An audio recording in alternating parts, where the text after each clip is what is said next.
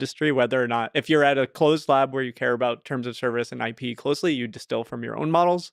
If you are a researcher and you're not building any products, you distill from the OpenAI models. This is a good opportunity. Can you explain big picture distillation as a process? What is distillation? What's the process of distillation? Talked a lot about training language models. They are trained on text. And post-training, you're trying to train on very high quality text that you want the model to match the features of, or if you're using RL, you're letting the model find its own thing. But for supervised fine-tuning, for preference data, you need to have some completions, what the model is trying to learn to imitate.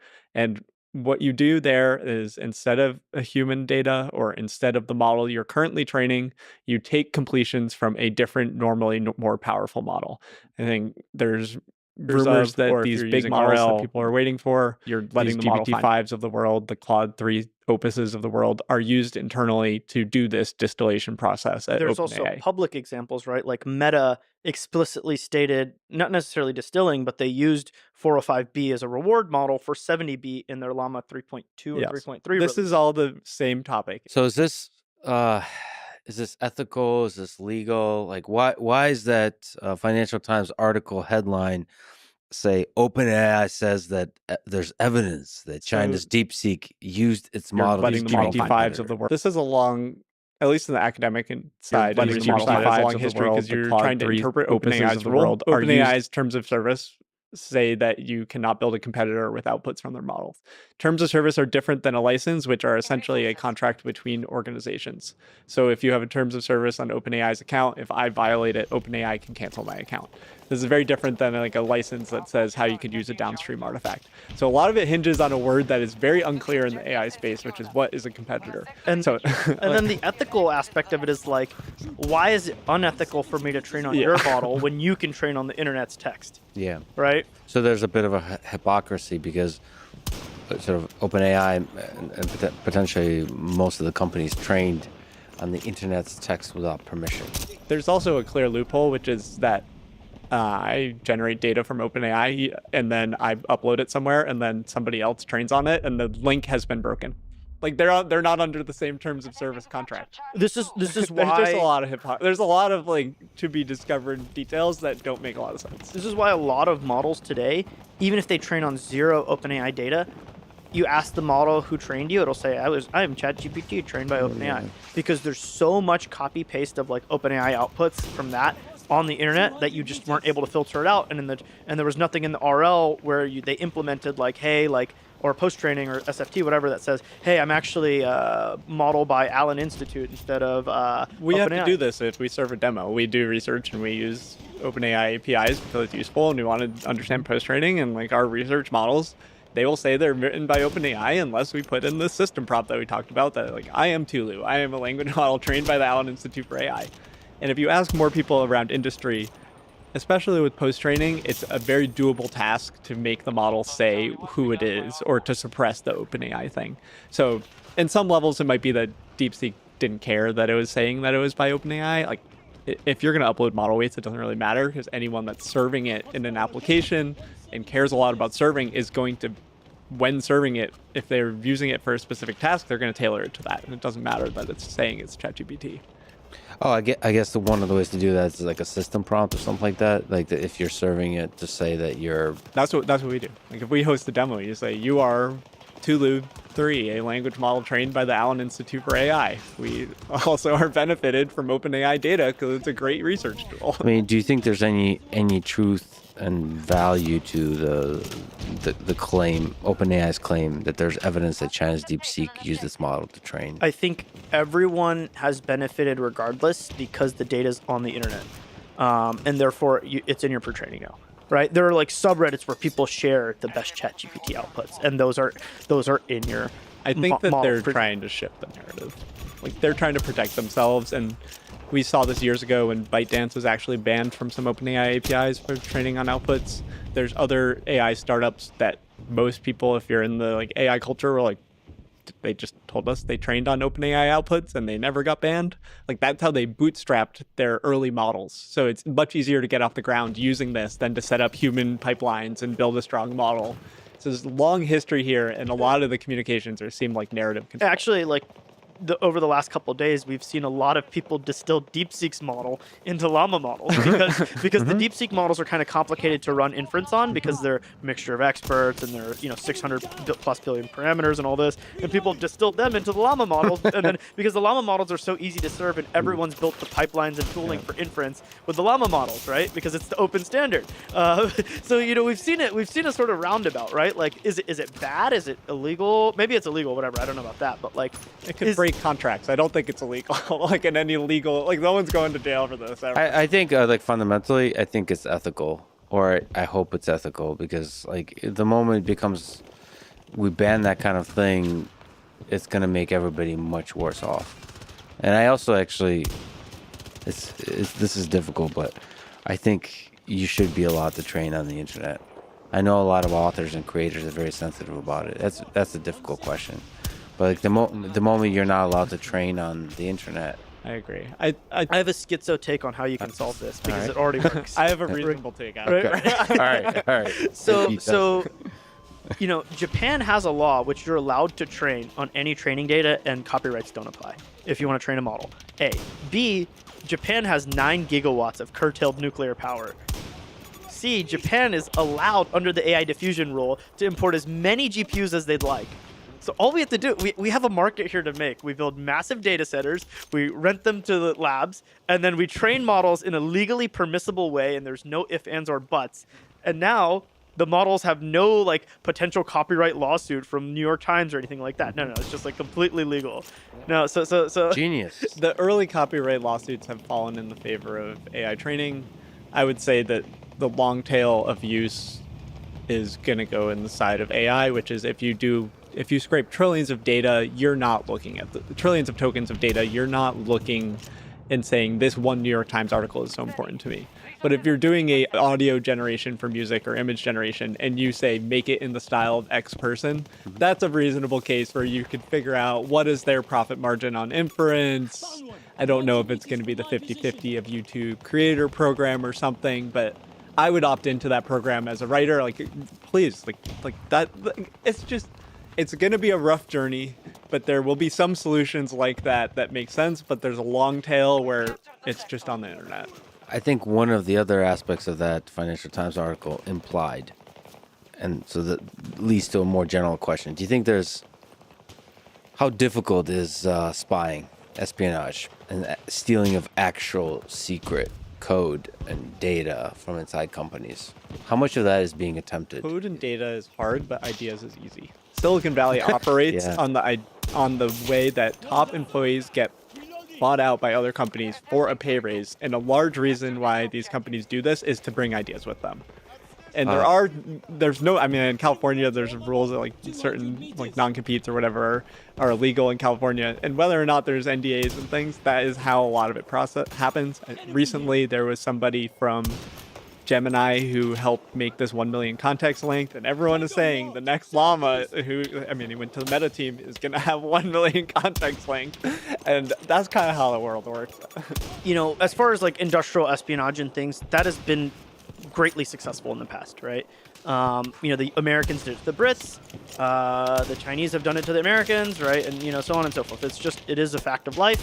And so like to argue industrial espionage can be stopped is probably unlikely. You can make it difficult, but even then, like there's all these stories about like, hey, F-35 and F-22 have already been like sort of like given to China in terms of design plans and stuff. Code and stuff like between, I say companies, not nation states, is probably very difficult. But ideas are discussed a lot, right? Whether it be a house party in San Francisco or a company changing employees, or the always the like mythical honeypot that always gets talked about, right? Like someone gets honeypotted, right? Because everyone working on AI is a single dude who's in their 20s and 30s. Not everyone, but like a insane amount of insane percentages.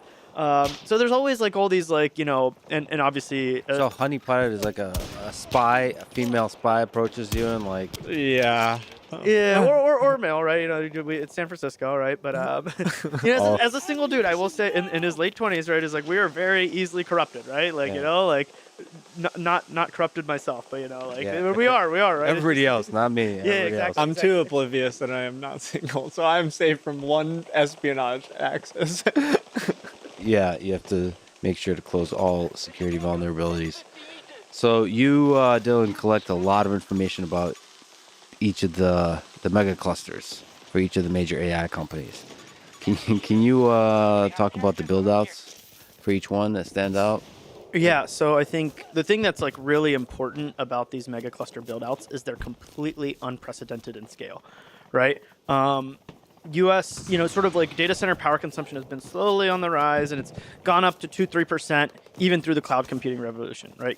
Data center consumption as a percentage of total US, and that's been over decades, right? Of data centers, et cetera. It's been climbing slowly, but now 2 to 3%. Now, by the end of this decade, it's like even under like when I say like 10%, a lot of people that are traditionally by like 2028, 2030, people traditionally traditional data center people like that's nuts. But then like people who are in like AI who have like really looked at this at like the Anthropics and OpenAIs are like that's not enough. I'm like, okay, but like this is both through globally distributed or distributed throughout the U.S. as well as like centralized clusters, right? The distributed throughout the U.S. is exciting and it's the bulk of it, right? Like hey, OpenAI or say Meta is adding a gigawatt, right? But most of it is distributed through the U.S. for inference and all these other things, right? So maybe we should lay out what a cluster is. So, does this include AWS? Maybe it's good to talk about the different kinds of clusters and what you mean by mega clusters and what's a GPU and what's a computer and what is not that far back, but yeah. So like, what do we mean by the clusters? Oh the man, build-outs? I thought I was about to do the Apple ad, right? What's a computer? So traditionally, data centers and data center tasks have been a distributed systems problem that is capable of being spread very far and widely, right? I.e., I send a request to Google, it gets routed to a data center somewhat close to me. It does whatever search ranking recommendation, sends a result back, right? The nature of the task is changing rapidly in that there's two tasks that people are really focused on now, right? It's not database access. It's not serve me the right page, serve me the right ad. It's now inference. And inference is dramatically different from traditional distributed systems, but it looks a lot more similar. And then there's training, right? The inference side is still like, hey, I'm going to put, thousands of GPUs in blocks all around these data centers. I'm going to run models on them. User submits a request, gets kicked off, or hey, my service, they submit a request to my service, right? They're on Word and they're like, oh yeah, help me Copilot, and it kicks it off. Or I'm on my Windows, Copilot, whatever, Apple Intelligence, whatever it is, it gets kicked off to a data center, right? And that data center does some work and sends it back. That's inference. That is going to be the bulk of compute, but then that's like, there's thousands of data centers that we're tracking with like satellites and like all these other things. And those are the bulk of what's being built. But the scale of, and so that's like what's really reshaping, and that's what's getting millions of GPUs. But the scale of the largest cluster is also really important, right? When we look back at history, right, like, or through the age of AI, right, like it was a really big deal when they did AlexNet on, I think, 2 GPUs or 4 GPUs? I don't remember. It was a really big deal. It's a big deal because you use GPUs. It's a big deal they use GPUs, and they use multiple, right? But then over time, its scale has just been compounding, right? And so when you skip forward to GPT-3, then GPT-4, 20,000 A100 GPUs.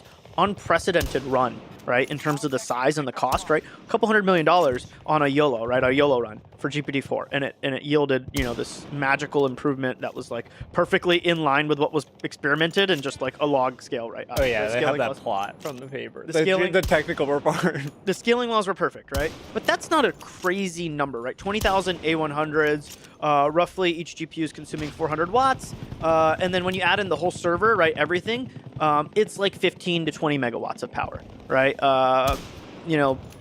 Maybe you could look up what the power of consumption of a person is, because the numbers are going to get silly. But like that 15 to 20 megawatts was standard data center size. It was just unprecedented. That was all GPUs running one task. How many watts was a toaster?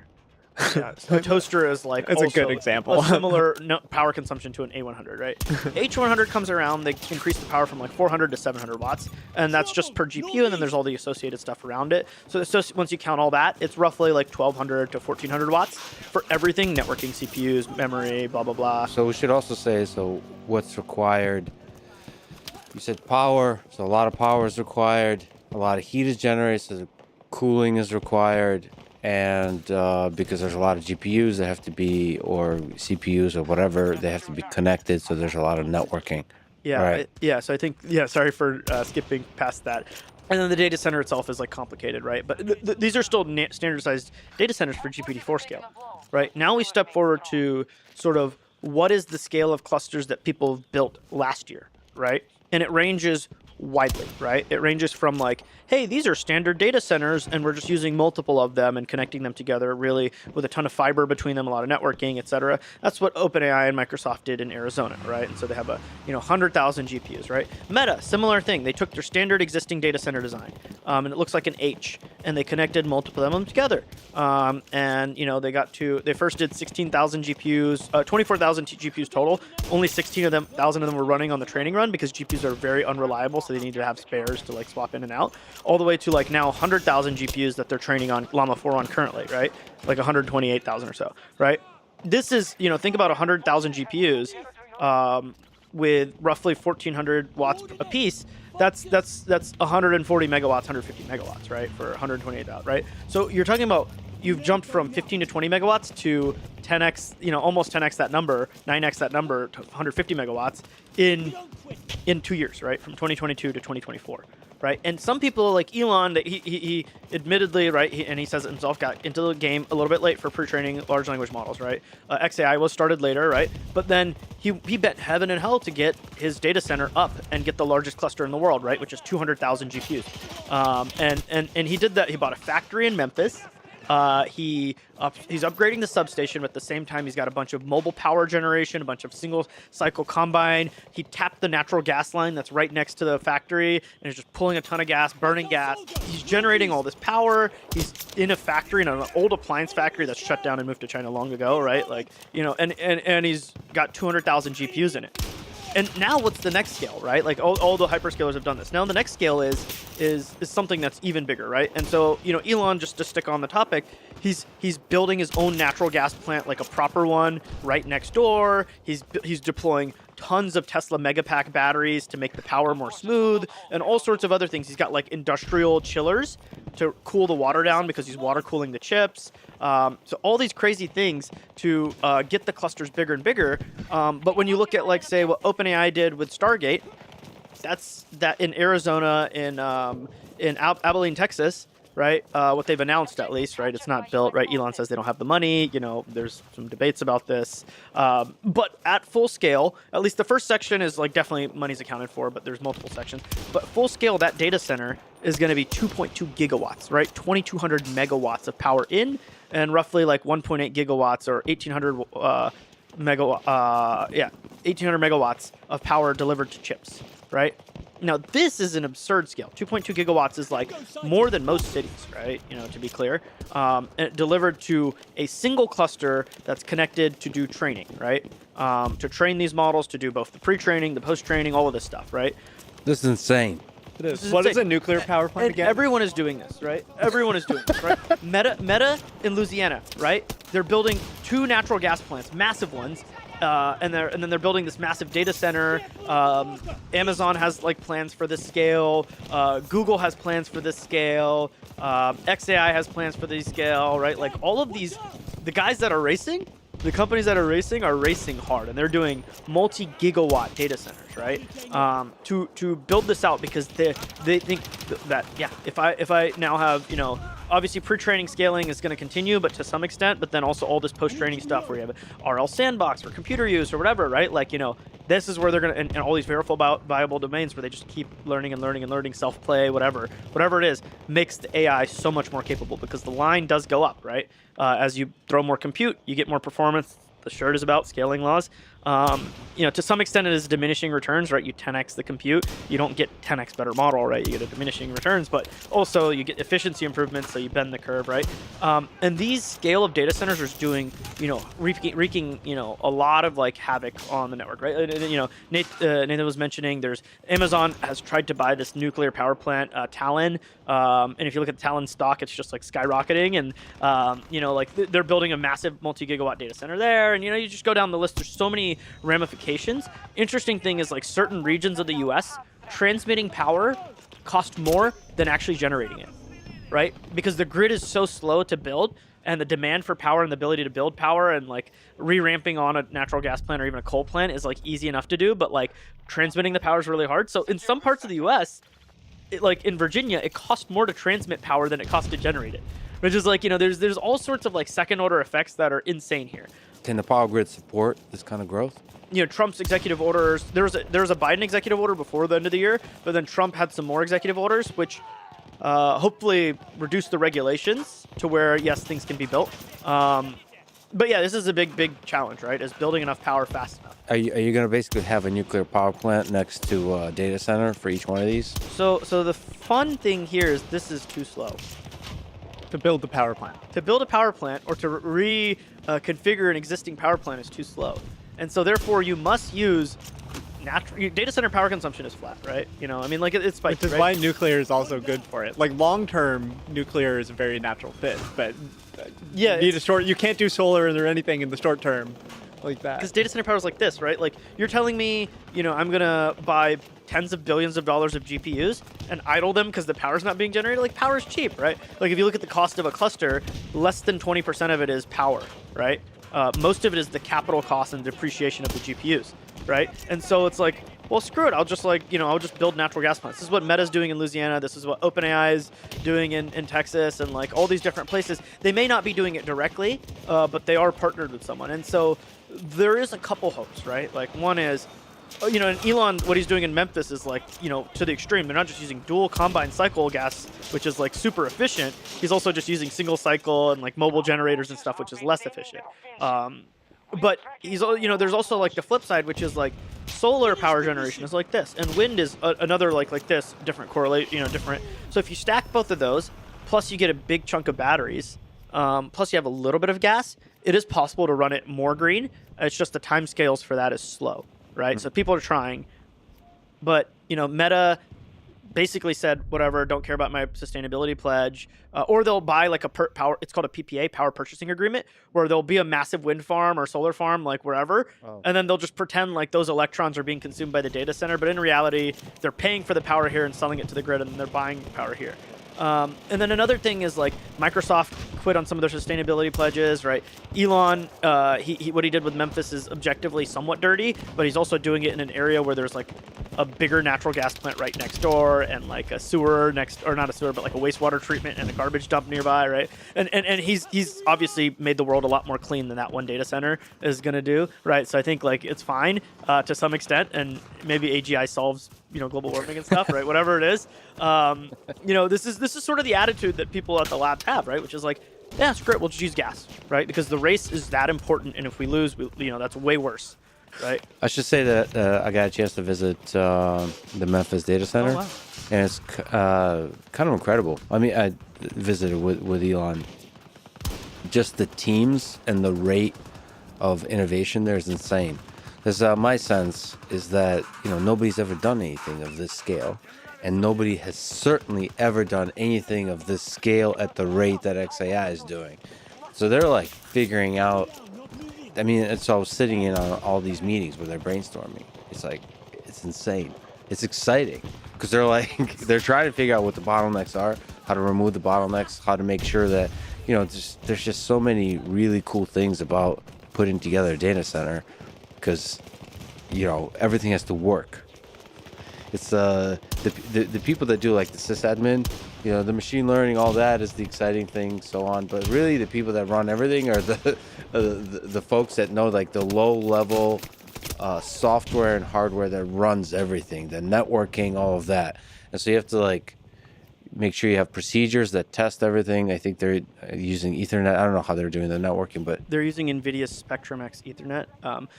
There's actually the unsung heroes are the cooling and electrical systems, which are just exactly. like glossed over. Yeah.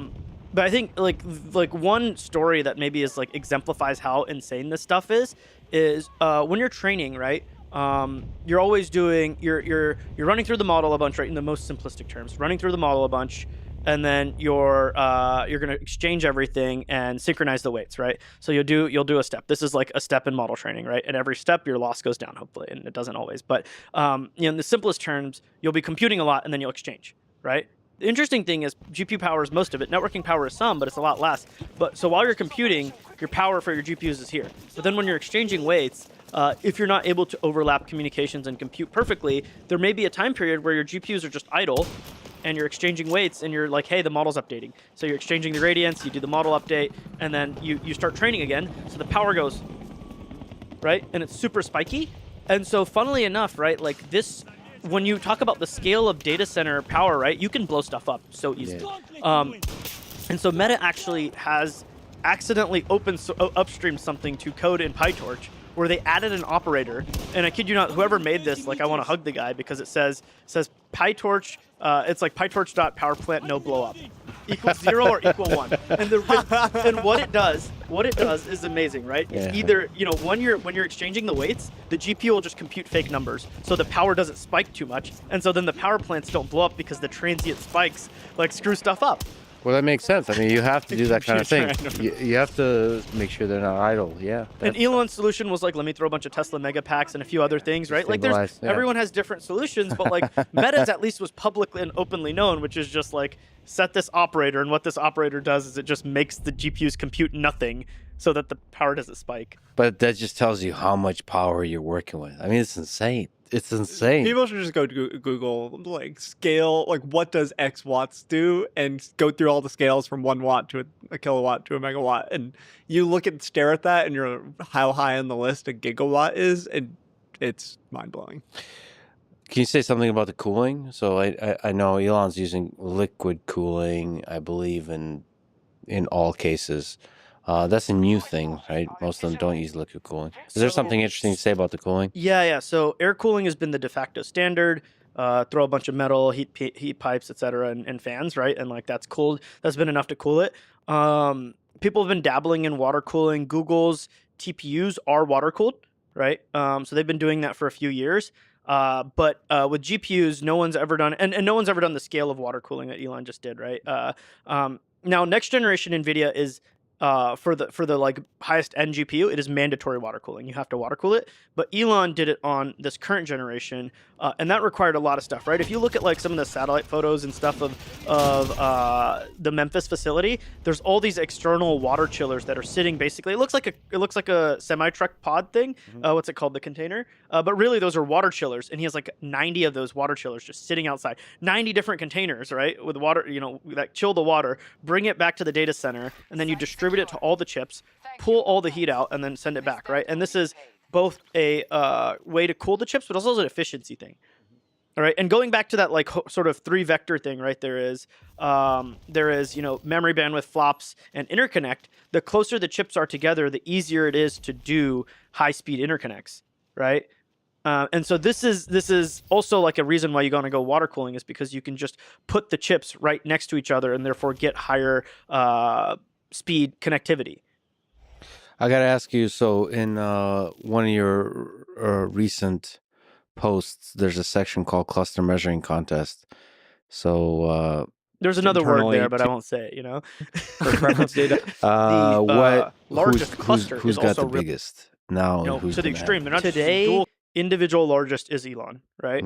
Elon's cluster. Elon's cluster in Memphis, 200,000 GPUs, Okay. right? Meta has like 128,000. OpenAI has 100,000 now. Now, to be clear, other companies have more GPUs than Elon. They just don't have them in one place, right? And for training, you want them tightly connected. There's some techniques that people are researching and working on that let you train across multiple regions, but for the most part, you want them all in like one area, right? So you can connect them highly with high-speed networking. And so, Elon today has 200,000 H100s and 100,000 H100s, 100,000 H200s, right? Meta, OpenAI, and Amazon all have on the scale of 100,000, a little bit less. But this year, people are building much more, right? Anthropic and Amazon are building a cluster of 400,000 Trainium 2, which is Amazon's specific chip, trying to get away from NVIDIA, right? Meta and OpenAI have scales for hundreds of thousands, but by next year you'll have like 500,000 to 700,000 GPU clusters, and note those GPUs are much higher power consumption than existing ones, right? Hopper 700 watts, Blackwell goes to 1200 watts, right? So the power per chip is growing, and the number of chips is growing, right? Nuts. You think Elon said he'll get to 1 million. You think that's actually feasible? I mean, I don't doubt Elon, right? The filings that he has for like the power plant and the Tesla battery packs, it's clear he has some crazy plans for Memphis. Like permits and stuff is open record, right? But it's not quite clear that what the timescales are. I just never doubt Elon, right? He's gonna surprise us. So what's the idea with these clusters? If you have 1 million GPUs, what percentage in let's say 2-3 years is used for training, and what percent pre-training, and what percent is used for the actual computation? So these mega clusters make no sense for inference, right? You could route inference there and just not train. But most of the inference capacity is being, hey, I've got a 30 megawatt data center here, I've got 50 megawatts here, I've got 100 here, whatever. I'll just throw inference in all of those, because the mega clusters, right, multi-gigawatt data centers, I want to train there, because that's where all of my GPUs are co-located, where I can put them at a super high networking speed connected together, right? Because that's what you need for training. Now, with pre-training, this is the old scale, right? You would increase parameters, you'd increase data, model gets better. That doesn't apply anymore, because there's not much more data in the pre-training side, right? Yes, there's video and audio and image that has not been fully taken advantage of, so there's a lot more scaling. But a lot of people have taken transcripts of YouTube videos, and that gets you a lot of the data. It doesn't get you all of the learning value out of the video and image data, but there's still scaling to be done on pre-training. But this post-training world is where all the flops are going to be spent, right? The model's going to play with itself. It's going to self-play. It's going to do verifiable tasks. It's going to do computer use in sandboxes. It might even do like simulated robotics things, right? Like all of these things are going to be environments where compute is spent in quote-unquote post-training. But I think it's going to be good. We're gonna drop the post from post-training. Yeah. It's going to be pre-training and it's going to be training, I think. At some point. Because for the bulk of the last few years, pre-training has dwarfed post-training. Mm-hmm. But with these verifiable methods, especially ones that scale really, potentially infinitely, like computer use and robotics, not just math and coding, right, where you can verify what's happening, those infinitely verifiable tasks, it seems you can spend as much compute as you want on them. Especially with the context length increase, because at the end of pre-training is when you increase the context length for these models. And we've talked earlier in the conversation about how the context length, when you have a long input, is much easier to manage than output. And a lot of these post-training and reasoning techniques rely on a ton of sampling, and it's becoming increasingly long context.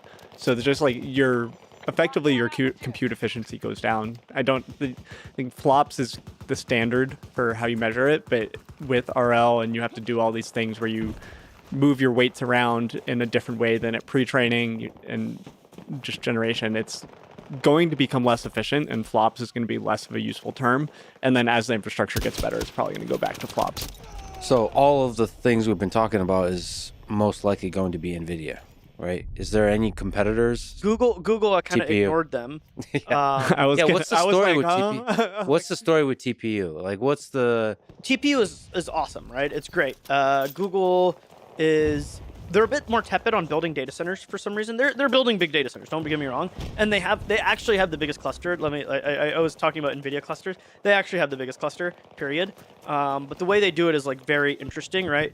They have two sort of data center super regions, right? In that the data center isn't physically all of the GPUs aren't physically on one site, but they're 30 miles from each other. Or not GPUs, TPUs, right? They have in Iowa and Nebraska, they have 4 data centers that are just right next to each other. Why doesn't Google flex its cluster size? Go to multi-data center training. There's some good images in there, so I'll show you what I mean. It's just semi-analysis multi-data center. So this is so this is an image of what a standard Google data center looks like. By the way, their data centers look very different than anyone else's data centers. What are we looking at here? So these are, so if you see this image, right, in the center there are these big rectangular boxes, right? Those are where the actual chips are kept. And then if you scroll down a little bit further, you can see there's these water pipes, there's these chiller cooling towers in the top, and a bunch of diesel generators. The diesel generators are backup power. The data center itself is look physically smaller than the water chillers, right? So the chips are actually easier to keep together, but then cooling all the water for the water cooling is very difficult, right? So Google has a very advanced infrastructure that no one else has for the TPU. And what they do is they've like stamped a bunch of these data centers out in a few regions, right? So if you go a little bit further down, this is a Microsoft. This is in Arizona. This is where GPT-5 quote unquote will be trained. If it doesn't exist already. Yeah, if it doesn't exist already. But each of these data centers, right? I've shown a couple images of them. They're like really closely co-located in the same region, right? Nebraska, Iowa, and then they also have a similar one in Ohio complex, right? And so these data centers are really close to each other. And what they've done is they've connected them super high bandwidth with fiber. And so these are just a bunch of data centers. And the point here is that Google has a very advanced infrastructure, very tightly connected in a small region. So Elon will always have the biggest cluster fully connected, right? Because it's all in one building, right? And he's completely right on that, right? Google has the biggest cluster, but you have to spread over 3 sites, and by a significant margin, but you have to go across multiple sites. Why doesn't Google compete with NVIDIA? Why don't they sell TPUs? I think there's a couple problems with it. It's like, one, TPU has been a form of allowing search to be really freaking cheap and build models for that, right? And so like a big chunk of the search GPU purchases or TPU purchases, or a big chunk of Google's purchases and usage, all of it is for internal workload, right? Whether it be search, now Gemini, right? YouTube, all these different applications that they have, ads. These are where all their TPUs are being spent, and that's what they're hyper-focused on, right? And so there's certain like aspects of the architecture that are optimized for their use case that are not optimized elsewhere, right? One simple one is like they've open sourced the Gemma model, and they called it Gemma 7B, right? But then it's actually 8 billion parameters because the vocabulary is so large. And the reason they made the vocabulary so large is because TPU's like matrix multiply unit is massive, because that's what they've like sort of optimized for. And so they decided, oh, well, I'll just make the vocabulary large too, even though it makes no sense to do so on such a small model, because that fits on their hardware. So Gemma doesn't run as efficiently on a GPU as a Llama does, right? But vice versa, Llama doesn't run as efficiently on a TPU as a Gemma does, right? And it's so like there's like certain like aspects of like hardware software co-design. So all their search models are their ranking and recommendation models, all these different models that are AI but not like Gen AI, right? Have been hyper optimized with TPUs forever. The software stack is super optimized, but all of this software stack has not been released publicly at all, right? Very small portions of it, JAX and XLA have been, but like the experience when you're inside of Google and you're training on TPUs as a researcher, you don't need to know anything about the hardware in many cases, right? Like it's like pretty beautiful. But as soon as you step outside, they all go. A lot of them go back.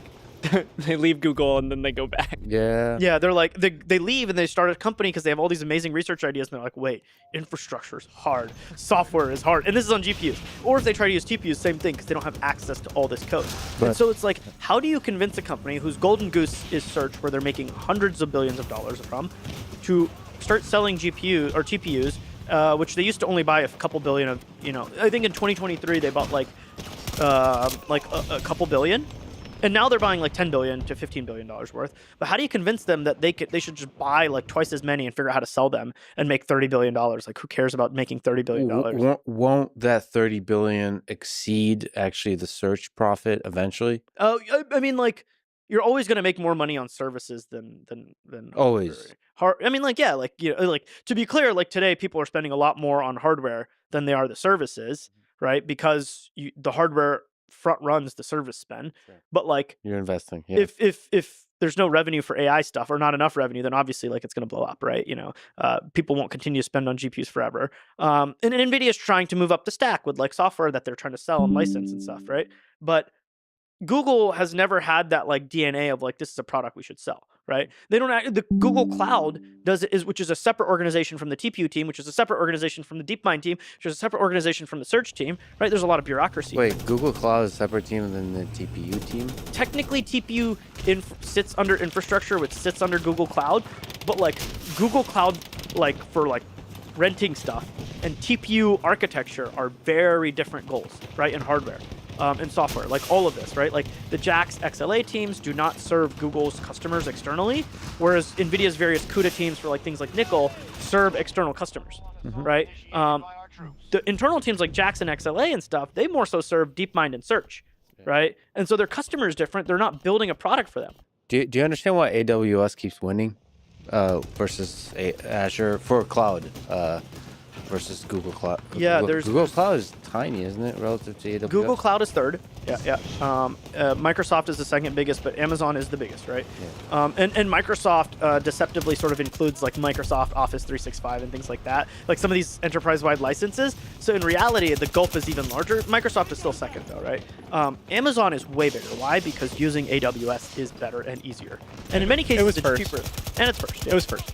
Yeah, but there's a lot of things that are first that. Well, it's lose the- easier. It's harder to switch than it is Yeah, to. okay. But AWS Because is it's large their company. core. There's big fees for switching too. AWS generates over 80% of Amazon's profit. I think over 90%. Right? That's insane. The distribution centers are just like, one day we'll decide to make money from this. But they haven't yet, right? Like they make tiny little profits. Yeah, one day Amazon Prime will triple in price. You would think they would improve AWS interface because it's like horrible. It's like clunky, I have no but idea. everybody is. I don't. Yeah, one would think. I think actually Google's interface is sometimes nice, but it's also like they don't That's care us. about anyone besides their top customers. Yeah, exactly. And like their I mean- customer service sucks, and like they have a lot less like. I mean, all these companies they optimize for the big customers. Yeah, it's supposed to be for Well, business. and Amazon has always optimized for the small customer too, though, right? Like obviously they optimize a lot for the big customer, but like when they started, they just would go to like random Bay Area things and give out credits. Right, and then they like, or just put in your credit card and use us, right? Like back in the early days. So they've always, the business has grown with them, right, and burgeoned. So like, why does Amazon, like, why is Snowflake all over Amazon? Because Snowflake in the beginning, when Amazon didn't care about them, was still using Amazon, right? And then of course one day Snowflake and Amazon has a super huge partnership. But like, this is the case. Like Amazon's user experience and quality is better. Also, a lot of the silicon they've engineered makes them have a lower cost structure in traditional cloud storage, CPU, networking, that kind of stuff, than in databases, right? Like, I think like 4 of Amazon's top 5 revenue products, margin products, sorry, like gross profit products, are all database-related products, like Redshift and like all these things, right? Like, so Amazon has a very like good silicon to a user experience like entire pipeline with AWS.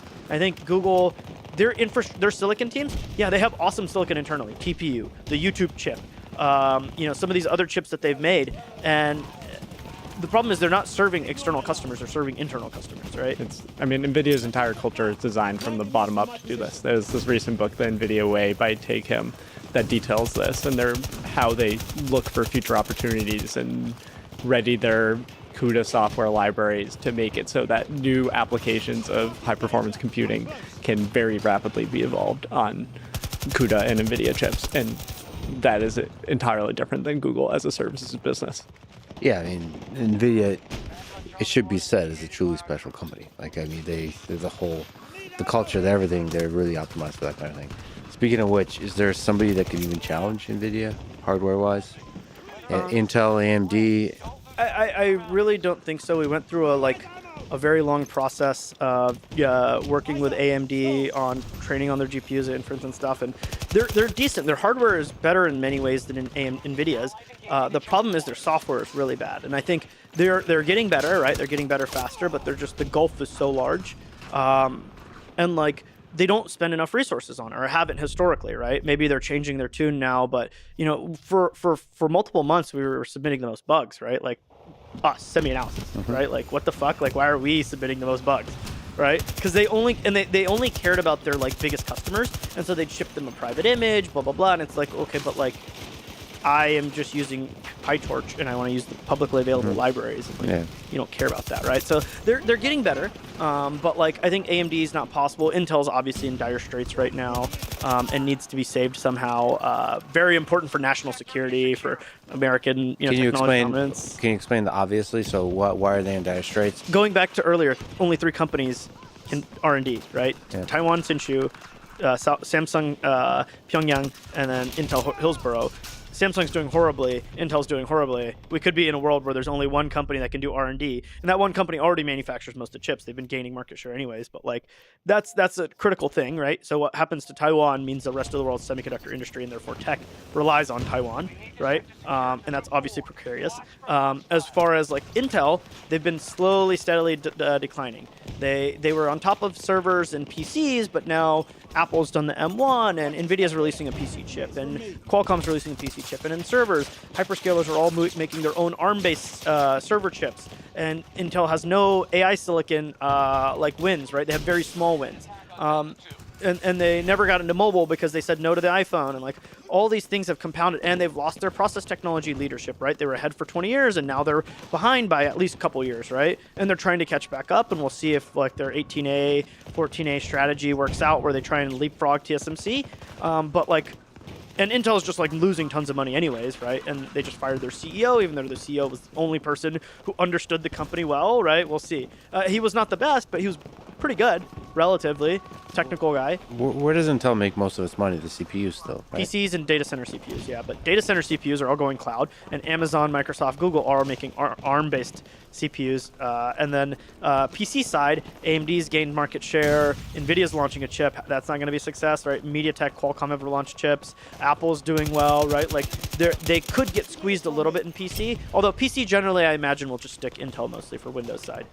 Let's talk about the broad AI race. Who do you think wins? We talked about Google, The Meta. the default XAI. leader has been Google because of their infrastructure advantage. Well, like in the news, OpenAI is the leader. Right? They're the leading in the They have narrative. the best model, They have the best model that people can use, and they're and they have the experts most in- AI revenue. Yeah, OpenAI is winning.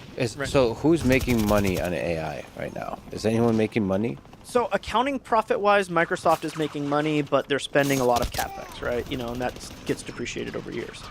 Meta is making tons of money, but with recommendation systems, which is AI, but not with Right, Llama, right? right. Llama's losing money for sure, right? I think Anthropic and OpenAI are obviously not making money because otherwise they wouldn't be raising money, right? They have to raise money to build more, right? Although theoretically they are making money, right on it, right? You know, you spent a few $100 million on GPT-4 and it's doing billions in revenue. So like obviously it's like making money. Although they had to continue to research to get the compute efficiency wins, right? And move down the curve to like, you know, that 1200x that has been achieved for GPT-3. You know, maybe we're only at like a you know, couple 100x now, but you know, with GPT-4 Turbo and 4.0, and there will be another one probably cheaper than GPT-4o even that comes out at some point. And that research costs a lot of money. Yep, Right? exactly. That's the thing that I guess is not talked about with the cost. That when you're referring to the cost of the model, it's not just the training or the test runs, it's the actual research, the manpower. Yeah, to do things like reasoning. Right now that exists, they're going to scale it. They're going to do a lot of research. So I think the, you know, people focus on the payback question, but it's really easy to like just be like, well, like, you know, GDP is humans and industrial capital, right? And if you can make intelligence cheap, you can grow a lot, right? That's the sort of dumb way to explain it, but that's sort of what basically the investment thesis is. I think only NVIDIA is actually making tons of money, and other hardware vendors. The hyperscalers are all on paper making money, but in reality, they're like spending a lot more on purchasing the GPUs, which you don't know if they're still going to make this much money on each GPU in 2 years, right? You don't know if, you know, all of a sudden OpenAI goes kapoof, and now Microsoft has like hundreds of thousands of GPUs they were renting to OpenAI that they've paid for themselves with their, you know, investment in them. You know, that no longer have a customer, right? Like this is always a possibility. I don't believe that, right? I think, you know, OpenAI will keep raising money. I think others will keep raising money because the investments, the returns from it are going to be eventually huge once we have AGI. So do you think multiple companies will get? Let's assume. I don't think it's winner take all. Okay. So it's not. Let's not call it AGI, whatever. It's like a single day. It's a gradual Powerful thing, AI, super powerful AI. but it's a gradually increasing set of features that are useful and make a lot of money. Rapidly increasing set of features. Rapidly increasing set of features. So you're saying a lot of companies will be. It just seems absurd that all of these companies are building gigantic data centers. There are companies that will benefit from AI, but not because they trained the best model. Like Meta has so many avenues to benefit from AI in all of their services. People are there, people spend time on Meta's platforms, and it's a way to make more money per user per hour. Yeah, it seems like Google X/XAI/Tesla, important to say, and then Meta will benefit not directly from the AI like the LLMs, but from the intelligence, like the additional boost of intelligence to the products they already sell. So whether that's the recommendation system, or for Elon, who's been talking about Optimus, the robot, potentially the intelligence of the robot. And then you have personalized robots in the home, that kind of thing. He thinks it's a $10+ trillion business, which At some point, maybe. I don't. Not soon, but who knows what robotics? And will be let's used do a TAM analysis, right? 8 billion humans, and for. let's get 8 billion robots, right? And let's pay them the average salary, and yeah, there we go, 10 trillion, more than 10 trillion. Yeah, I mean, if there's robots everywhere, why does it have to be just 8 billion robots? Yeah, of course. I'm gonna have like one robot. You're gonna have like 20. Yeah, I mean, I see a use case for that. So yeah, I guess the benefit would be in the products themselves, which is why OpenAI is in a trickier position because they. All of the value of OpenAI right now as a brand is in ChatGPT, and there is actually not that, for most users, there's not that much of a reason that they need OpenAI to be spending billions and billions of dollars on the next best model when they could just license Llama 5 and for be way cheaper. So that's kind of like ChatGPT is an extremely valuable entity to them. In But a few like, regions, they could right? make So more if you money go a little just bit off that further, than the trying- chat application is clearly like does not have tons of license and stuff, right? Like the standard chat, right, where you're just using Google it has for never random had that questions like and stuff, DNA right? of like This the is a cost continues to collapse. V3 is the It'll latest go down one, to ads. biggest, but it's going to get supported by ads, right? Like as Llama Meta already serves 405B, probably loses the money, but at some point, they're going to get the model